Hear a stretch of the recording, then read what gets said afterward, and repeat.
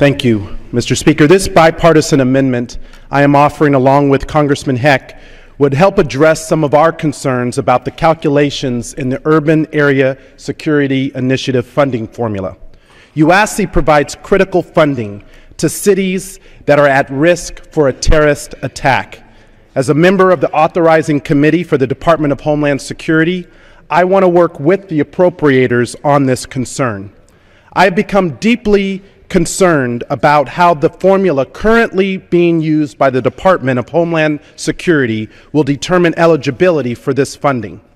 The formula sometimes counts multiple buildings as a single site, something that shortchanges the Las Vegas Strip.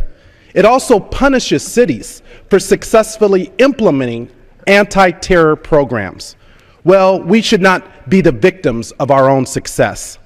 As it stands now, critical anti-terror programs for major tourist destinations around the country are being defunded, including for Las Vegas, New Orleans, and Orlando, to name a few. That's the Las Vegas Strip, the site of Mardi Gras, and Disney World. This is not an issue of budget cuts. It's an issue of prioritization. It's an issue of a faulty policy that completely ignores some major international tourist destinations and the threat posed to them. During a recent House Homeland Security Committee hearing, I asked Boston Police Commissioner Edward Davis about the value of the UASC program in responding to the tragic events of the Boston Marathon attack. Commissioner Davis told the committee that if it were not for UASC, quote, there would have been more people who would have died in these attacks. It is critical that we maintain that funding to urban areas, unquote. He stressed that this is not a frivolous expenditure. It's something that works. It's something that our sheriff is asking for. It's something that our mayor of Las Vegas is asking for. And it's something the people on the ground, the first responders, desperately need. I visited the Southern Nevada Counterterrorism Center recently. They do incredible work in keeping the 2 million residents and the 40 million tourists who come to Southern Nevada safe.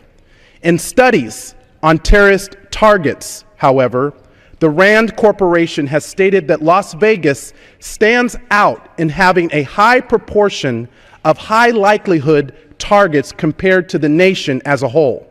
The same study also reports that the unique composition of hotels, casinos, and skyscrapers increases the overall attack probability in Las Vegas relative to other cities in the same likelihood tier. Yet in my home state of Nevada, Mr. Speaker, we face reduced UASC funding because of flaws in the relative risk profile model that has inappropriately dropped Las Vegas's ranking as a likely terrorist target. We need a serious reevaluation of the funding formula for UASC.